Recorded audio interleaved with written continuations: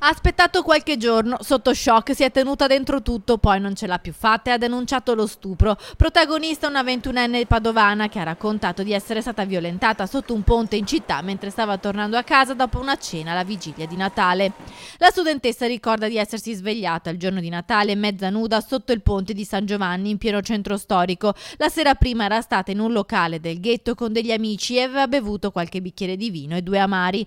Poi il blackout fino al risveglio sotto il ponte. Sopra di lei uno sconosciuto che ha descritto con carnagione olivastra, capelli brizzolati sui 40-50 anni.